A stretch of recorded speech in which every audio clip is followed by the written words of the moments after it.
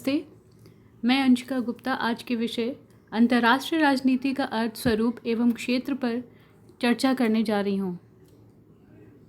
राष्ट्रीय राजनीति को अंतर्राष्ट्रीय अध्ययन या अंतर्राष्ट्रीय संबंधों का अध्ययन भी कहा जाता है। अंतर्राष्ट्रीय राजनीति का स्वतंत्र रूप से अध्ययन वर्ष 1914 को माना जाता है। अंतर्राष्ट्रीय राजनीति के प्रमुख तत्व हैं राष्ट्रहित, विवाद, शक्ति अथवा सहयोग। अंतर्राष्ट्रीय राजनीति के अर्थ हैं विभिन्न देशों के बीच संबंधों का अध्ययन करना अथवा राज्यों के बीच राजनीति करना। अंतर्राष्ट्रीय राजनीति उन क्रियाओं का भी अध्ययन करता है जिसके अंतर्गत राज्य अपने राष्ट्र हितों की पूर्ति हेतु शक्ति के आधार पर संघर्षरत रहते हैं। इस संदर्भ में राष्ट्रहित अंतर्राष्ट्रीय राजनीति के प्रमुख लक्ष्य होते हैं। संघर्ष इसका मुख्य निर्देश तय करती है तथा शक्ति इस उद्देश्य प्राप्ति का प्रमुख साधन माना जाता है। सहयोगात्मक पहलुओं को भी अंतर्राष्ट्रीय राजनीति के अंतर्गत अध्ययन किया जाता है। इसके अंतर्गत संप्रभु राज्य, अंतर सरकारी संगठनों, अंतर्राष्ट्रीय गैर सरकारी संगठनों और बहुराष्ट्रीय कंपनियों को भी सम्मिलित किया जाता है। अंतर्राष्ट्रीय राजनीति की परिभाषाओं को हम मुख्यतः दो भागों में बांट सकते हैं, परंपरागत एवं आधुनिक, यानी ट्रेडिशनल एंड मॉडर्न। परंपरागत परिभाषाओं का दायरा अति सीमित है क्योंकि इसके अंतर्गत मूलतः राज्यों को ही अंतर्राष्ट्रीय राजनीति के कारक के रूप में माना गया है। इसके प्रमुख समर्थक हैं हैंस जो मॉर्गनथाउ, हैरोल्ड स्प्राउट, बॉन डायक थॉम्सन आदि। हैंस जो मॉर्गनथाउ का कहना है अंतर्राष्ट्रीय राजनीति शक्ति के लिए संघर्ष है।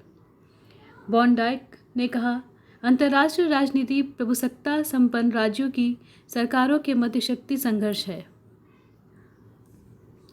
आधुनिक परिभाषाएं। आधुनिक परिभाषाओं में संघर्ष, सहयोग तथा राजनीति के साथ साथ प्रत्यक्ष या परोक्ष रूप में इसे प्रभावित करने वाले अर्थात सांस्कृतिक, धार्मिक, सामाजिक, वैज्ञानिक एवं तकनीकी आदि पहलुओं का भी उल्लेख किया जाता है। विभिन्न लेखकों की निम्नलिखित परिभाषा से यह आशय स्पष्ट रूप से उजागर होता है। नागन डी पामर व हावर्ड सी पर्किंस। अंतर्राष्ट्रीय संबंध में राष्ट्रीय, राज्यों, अंतर्राष्ट्रीय संगठनों तथा समूहों के परस्पर संबंधों के अतिरिक्त और बहुत कुछ सम्मिलित है। यह विभिन्न स्तर पर पाए जाने वाले अन्य संबंधों का भी समावेश करता है जो राष्ट्र राज्य के ऊपरी व निचले स्तर पर मिलते हैं, परंतु यह राष्ट्र राज्य को ही अंतर्गत समुदाय का केंद्र मानता है। Stanley Hoffmann. अंतर्राष्ट्रीय संबंध तत्व एवं गतिविधियों से संबंधित है जो उन मौलिक इकाइयों जिनमें विश्व बटा हुआ है कि वह नीतियां एवं शक्ति को प्रभावित करता है। अंतर्राष्ट्रीय राजनीति के विषय क्षेत्र काफ़ी व्यापक एवं निरंतर हो गए हैं। इसके अंतर्गत निम्नलिखित बातों का अध्ययन किया जाता है।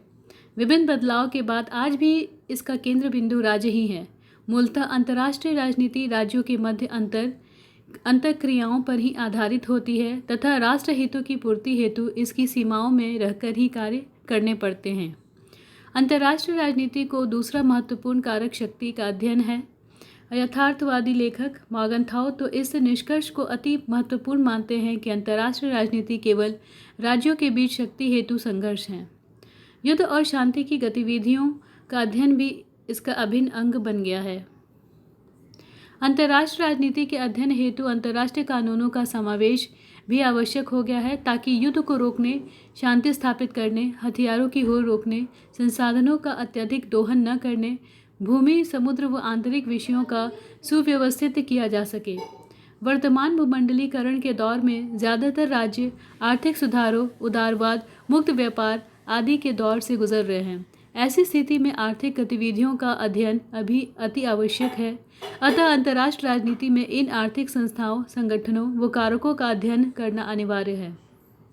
वर्तमान स्वरूप में यह स्पष्ट है कि इस विषय के अंतर्गत राज्यों के अतिरिक्त गैर सरकारी संगठनों की भूमिका भी महत्वपूर्ण हो जा रही है। राजनीतिक विषय जैसे पर्यावरण, नारीवाद, मानव अधिकार, मादक द्रव्यों की तस्करी, आतंकवाद आदि जैसे विषय भी इसका महत्वपूर्ण हिस्सा बनते जा रहे हैं। अंतर्राष्ट्रीय राजनीति के 4 प्रमुख दृष्टिकोण निम्न प्रकार हैं। पहला, आदर्शवादी सिद्धांत अंतर्राष्ट्रीय राजनीति के विवादों को हल करने के लिए शक्ति के स्थान पर सहयोग पर बल देता है। इसके प्रमुख समर्थक हैं Woodrow Wilson, Immanuel Kant Thomas Hein, David Easton, David Held. Realist approach अर्थात यथार्थवादी सिद्धांत, इसमें राष्ट्रहित एवं शक्ति पर बल दिया जाता है। इसे सर्वप्रथम मॉर्गनथाउन ने 20वीं सदी में अपनी पुस्तक पॉलिटिक्स अमंग नेशंस में सैद्धांतिक रूप प्रदान किया। इसके प्रमुख समर्थक हैं Ronald Noble, Spykman, Eric Oppenman, E.H. Carr, स्वाइज़वर्गनर, Henry Kissinger, Quincy Wright, Martin Wight आदि। व्यवस्था सिद्धांत अर्थात सिस्टम थ्योरी, यह सिद्धांत स्थिर संतुलन, स्थिर अवस्था और ढांचागत रखरखाव पर बल देता है। अंतर्राष्ट्रीय राजनीति में व्यवस्था सिद्धांत को विस्तृत रूप मार्टिन कापलिन नहीं दिया है। व्यवस्था सिद्धांत के बारे में अंतर्राष्ट्रीय राजनीति में अनेक विद्वानों ने विचार व्यक्त किए हैं, जिनमें प्रमुख हैं जेम्स रोशनी, वार्डिंग मैक्सिलैंड, जॉर्ज लिस्का व आर्थर लीबेंस आदि। खेल सिद्धांत अर्थात गेम थ्योरी, यह सिद्धांत इस प्रश्न का उत्तर देने का प्रयत्न करता है कि किस स्थिति में कौन सी कार्यवाही तर्कसंगत है। सर्वप्रथम खेल सिद्धांत जॉन वॉन न्यूमैन ने गणित के क्षेत्र में विकसित किया। इसके बाद इसे अर्थशास्त्र में अपनाया गया। मार्टिन शूबिक, ऑस्कर मॉर्गनस्टर, कार्ल ड्वाइच तथा शैली आदि ने इस अंतर्राष्ट्रीय राजनीति में प्रयोग किया। राजनीति अध्ययन के कुछ अन्य सिद्धांत निम्न प्रकार हैं। संचार सिद्धांत यानी कम्युनिकेशन थ्योरी, यह सिद्धांत अंतर्राष्ट्रीय राजनीति को संचार प्रणाली के रूप में मानता है। इस सिद्धांत का अध्ययन साइबरनेटिक्स की सहायता से किया जाता है। संचार सिद्धांत का प्रवर्तन अमेरिकी गणितज्ञ नॉर्बर्ट वीनर ने किया। राजनीति विज्ञान तथा अंतर्राष्ट्रीय राजनीति में संचार सिद्धांत को लागू करने का श्रेय हार्वर्ड प्रोफेसर कार्ल डॉप्च और मैक्सलैंड को है। निर्णय प्रक्रिया सिद्धांत अर्थात डिसीजन मेकिंग थ्योरी, निर्णय प्रक्रिया सिद्धांत विदेश नीति के व्यवहार का व्यवस्थित विश्लेषण करता है। निर्णय प्रक्रिया से जुड़े हुए विद्वान हैं John Burton, Roger Hilsman, Herbert Simon, Lasswell, Harold Sprout, Margaret Sprout, Alexander George, Juliette George, Bernard Cohen, James Robinson आदि। परंतु इसके मुख्य विद्वान रिचर्ड स्नाइडर और उसके 2 प्रमुख साथी वक्र और सापिन हैं। धन्यवाद।